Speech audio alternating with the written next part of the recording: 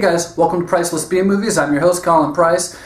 Man, I tell you, this movie came out about a month ago, so I'm a little late doing this review. It was a movie that I wanted to review for you guys when it came out in theaters, which I don't do that often. Only maybe a couple of times a year do I review a film that's new as it comes out. But this one has a huge impact on me and a lot of people my age who are comic book and superhero fans. And I'm telling you guys, this is the end of an era. Logan. Logan is directed by James Mangold, the guy who brought us that amazing 3:10 to Yuma remake a few years back.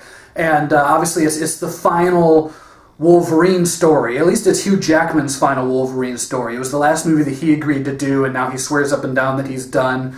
And whether that's true or not, I'll say that if it is true, this was really the best way for them to send him off. This film is absolutely incredible from the get-go. I'm going to go ahead and give you a brief plot synopsis, even though the trailers for this film do a pretty good job of setting you up for what it is. It's something like 2029, 2030. Logan's kind of hiding out somewhere along the Mexican border. I think if I remember correctly, they say that he's in Texas somewhere. And he's hiding out with another mutant, Caliban, played by Stephen Merchant. And the two of them are kind of taking care of Professor X because he's developed this illness. He's got this, he's not all there, and they don't know whether it's like Alzheimer's or if it's some other degenerative brain disease, whatever it is. But it's a problem because, Charles Xavier is the most powerful mind on the planet, and now he's got some kind of bug in there, and he's potentially dangerous. So Logan and Caliban are kind of hiding him out and protecting him, but they're also kind of protecting the world from him in a way. Logan kind of runs afoul of this Mexican woman who's with this little girl, and this little girl is odd.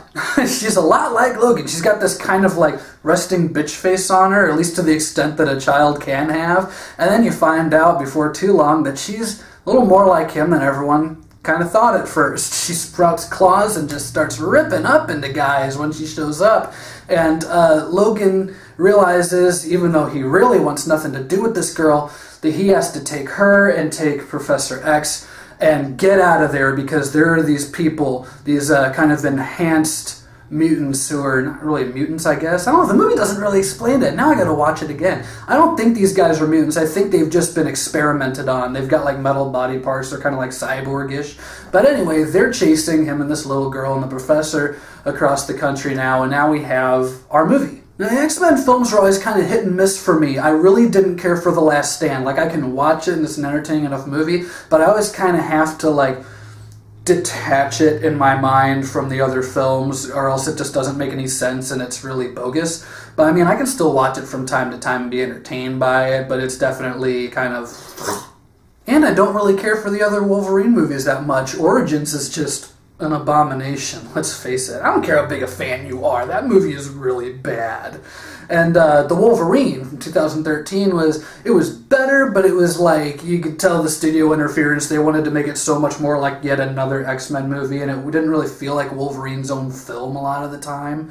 And, the fact that they butchered it to get a PG-13, first of all, thank God they didn't do that with Logan, because it just never would have worked. But they kind of butchered the Wolverine to get it to be a PG-13, and, they learned their lesson, which is great. But I haven't really been a fan of those films. I love X-Men 1, X2, First Class, Days of Future Past, and Apocalypse, I think are all great.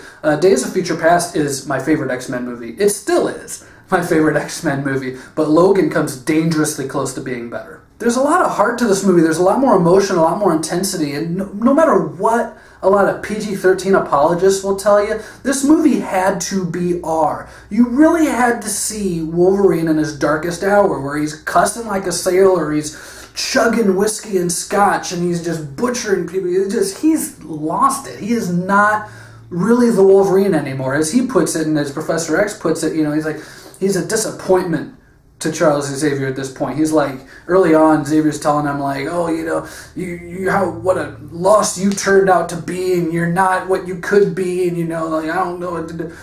And you couldn't really show him in that state in a PG-13. You really needed to drive home the point that this is Logan's, like, darkest hour. All the other mutants are gone. Everyone he cared about, except for the professor, is gone. And he wants to die. He really does. His healing factor's going away. He's in constant pain. He wants to die. And I think that kind of drama you can't make that like a somewhat family-friendly X-Men movie. You just can't. The acting is fantastic, especially from Jackman, from Stewart, and from Daphne Keane, who plays the little girl. And yeah, even Stephen Merchant blew me away. He doesn't have a lot to do, but you really feel for his character in this film. You know, in the X-Men Apocalypse, Caliban's kind of this devious, you know, kind of weaselly character, but you see in the future, in this film, how time has really done all of these people in and made them change, and he's really trying to do the right thing, even when he's kind of later pressured into not doing it, and to being a villain again, and all, and it's really interesting to watch his story arc, especially with the little bit that Stephen Merchant has to do in the film. You really feel for him throughout the movie. In some ways, I think more than you feel for Logan. The villains are kind of cookie cutter. That's one thing I did have a problem with, is the villains don't really develop. They are kind of just the bad guys chasing Logan, but they're still ably played by Boyd Holbrook and by Richard E. Grant. And, you know, I like to get on a lot of comic book movies that I think have weak villains. I don't think this movie has weak villains, because I don't really think that the villains needed to be larger than life like they sometimes have to be in these movies. But at the same time, I think that they could have been written a little better. I think that the performances, the actors pull the parts off well, but I almost feel like just on the page there could have been a little more to them. That's a nitpick, though. That's something I would be really worried about in some movies, but it didn't bother me as much in this film. Which brings me to the cons, and there's only one con I have with this movie. There's only one thing, which is, and I've said this about a few movies in my time and doing these reviews, which is that it does run a little long.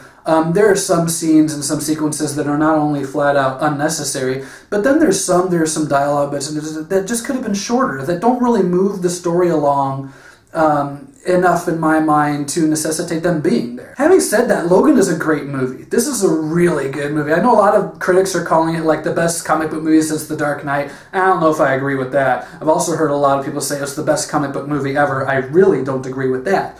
But I will say that this is one of the best films in this series. Days of Future Past is still my favorite, and honestly, I don't think anything will surpass that because I really love that movie. But Logan comes, as I said, dangerously close. If you are an X-Men fan, if you're a Wolverine fan, you need to go see this movie, and you need to go see it in theaters. If you haven't already, get there, because it's not going to be in theaters very long. As I said, I wanted to review this movie like a month ago when it first came out. I'm just now getting around to it, which means you guys who haven't seen it really don't have a lot of time left. Logan gets 3.5 stars. This is a great movie, and I'm really glad that they went balls to the wall and did the R rating, and not only that they did the R rating, but that they embraced the R rating. This isn't like an R rating where you could have cut a couple F words out and it would have been PG-13. No, this is like a full-blown ultra-violent movie, and I'm so glad that they had the guts to do that. That's my review of Logan. Stay tuned, I got a lot more reviews coming. Thanks for watching, and stay tuned for more Priceless B movies.